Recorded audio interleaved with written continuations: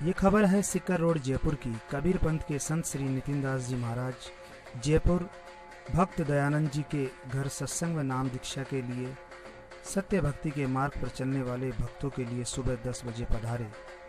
भक्तजनों ने नितिन साहब जी का माल्यार्पण और पुष्प वर्षा से स्वागत किया।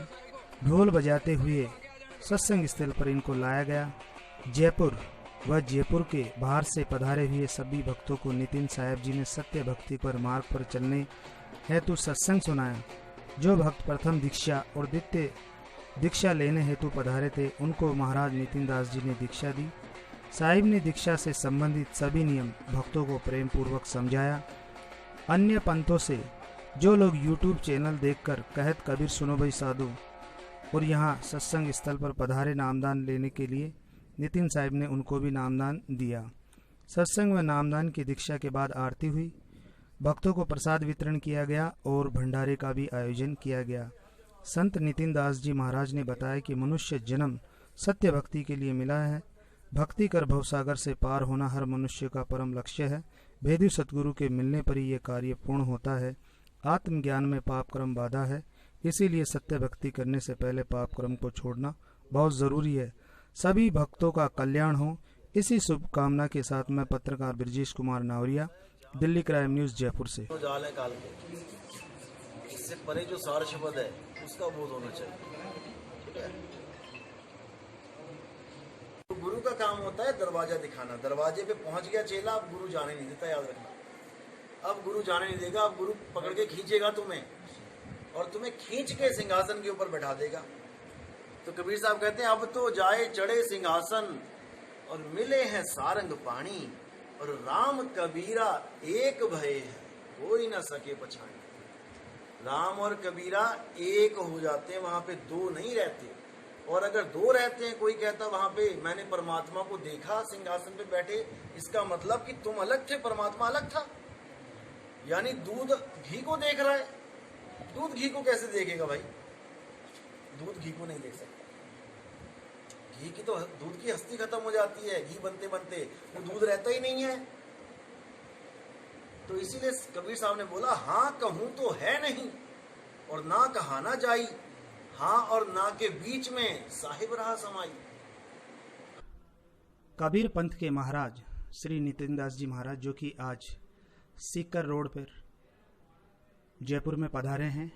महाराज जी, मनुष्य जन्म क्यों मिला है, इसके बारे में आप बताएं। इंसान जन्म हमें केवल मालिक की भक्ति के लिए मिला है। वैसे तो 1,84 में भी हम आते हैं और यहाँ पे जीवन जी के चले जाते हैं, लेकिन हमारी जो मुक्ति का कारण है वो केवल इंसान चोला है। इंसान चोले में अगर हम सतभक्ति करते हैं हम तभी मुक्त हो सकते हैं। भक्ति तो बहुत लोग कर रहे हैं, अलग अलग तरह की भक्तियाँ चल रही हैं, लेकिन सतभक्ति जो होती है जब तक वो आपके समझ में नहीं आई, जब तक आप सतभक्ति नहीं कर सकते। और इंसान चोले का एक ही मकसद है, सतभक्ति करना। महाराज जी, सत्य भक्ति हर इंसान करना चाहता है, लेकिन सत्य भक्ति के अंदर क्या बाधा आती है, उसके बारे में आप बताएं। सतभक्ति में सबसे बड़ी बाधा ये आती है कि इंसान का विवेक नहीं जागा होता, इसलिए वो सत्य और असत्य भक्ति का निर्णय नहीं कर पाता। क्योंकि भक्तियां 4 प्रकार की हैं जो अध्यात्म में बताई गई हैं। सबसे पहली भक्ति होती है जाप, जाप की भक्ति, सारे मंत्रों की भक्ति। दूसरी भक्ति होती है अजप्पा की, श्वासों की भक्ति। तीसरी भक्ति होती है अनहद नाद की, यानी कान में उंगलियां डाल के उन धुनों को सुनना। और जो चौथी भक्ति होती है वो है सार शब्द की भक्ति, जो कबीर साहब का मूल सिद्धांत है, मूल ज्ञान है, उसी को सतभक्ति बोला गया है। बहुत बहुत धन्यवाद जो आपने सत्य भक्ति के बारे में बताया। तो मनुष्य जन्म जो हमें मिला है सत्य भक्ति करने के लिए मिला है। अगर मनुष्य जन्म प्राप्त होने के बाद अगर इंसान सत्य भक्ति नहीं कर रहा है तो वो अपना मनुष्य जीवन व्यर्थ में ही गंवा रहा है। मैं आपसे ये जानना चाहता हूँ कि बहुत से लोग क्या है कि गुरु तो बना लेते हैं, लेकिन गुरु बनाने के बाद उनको सत्य का मार्ग नहीं मिल पाता है और वो दूसरे गुरु बनाने के लिए तैयार हो जाते हैं। लेकिन जो पहले वाले गुरु है वो ये भ्रम डाल देते हैं कि भैया अगर आपने गुरु छोड़ दिया तो तुम नरकों में जाओगे। ये बात कहाँ तक सत्य है, इसके बारे में आप प्रकाश डालिए। ये बिल्कुल गलत है कि आप गुरु नहीं बदल सकते। कबीर साहब तो यहाँ तक बोलते हैं कि जब लग मिले नहीं शब्द वो सांचा, तब लग गुरु करो 10 पांचा। आप 10 गुरु क्या, आप 50 गुरु कर सकते हैं, क्योंकि मुद्दा शब्द है, मुद्दा गुरु नहीं है। जैसे आप पीएचडी अगर आपने की है तो आप पीएचडी तक पहुंचते पहुंचते कितने गुरुओं को बदलते हुए आए हो।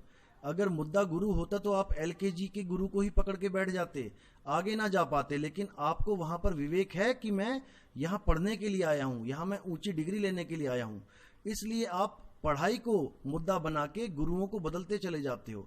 लेकिन अध्यात्म में सबसे बड़ी दुविधा ये है कि गुरु लोग आपको ये बता देते हैं कि गुरु मुद्दा है, जबकि ऐसा नहीं है। मुद्दा हमेशा सच्चा शब्द ही रहा है, और सच्चे शब्द की भक्ति आप किसी भी गुरु के पास कर सकते हो, किसी को भी छोड़ सकते हो। जिसके पास सार शब्द नहीं है, सच्चा शब्द नहीं है, उसको त्याग सकते हो। मैं फिर से वही कहूंगा कि जब लग मिले नहीं शब्द वो सांचा, तब लग गुरु करो 10 पांचा। इसमें कोई बुराई नहीं है, कोई पाप नहीं लगता, बल्कि परमात्मा आपसे खुश होता है कि आपका विवेक इतना बड़ा कि आपने पिछले गुरु में जो कमियां थीं, जो उनकी भक्ति में कमी थी, उसको पहचान के आप और आगे बढ़ गए, परमात्मा के और करीब हो गए। आपने बताया कि सत्य भक्ति करनी चाहिए, तो सत्य भक्ति करते हुए किन किन चीजों को नहीं करना चाहिए, इसके बारे में भी आप थोड़ा सा विस्तार से बताएं। सत्य भक्ति का जो आधार है, जो बेस है, वो क्या है? सबसे पहले तो सदाचार है। आप सदाचारी होने चाहिए।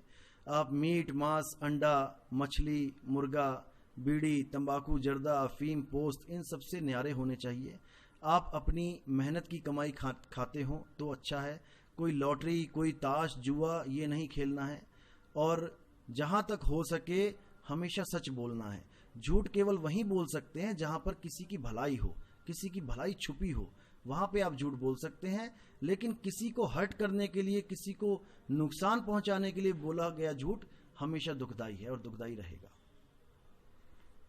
तो महाराज ने बताया कि जो भी इंसान सत्य भक्ति कर रहा है उसे सभी पाप कर्मों से दूर रहना है, जब जाकर उसकी भक्ति फलीभूत होती है। अगर भक्ति करते हुए वो पाप कर्मों को कर रहा है तो कभी भी वो परमात्मा प्राप्ति नहीं कर सकता है। कैमरामैन राम सिंह जी के साथ मैं पत्रकार ब्रजेश कुमार नावरिया, दिल्ली क्राइम न्यूज से।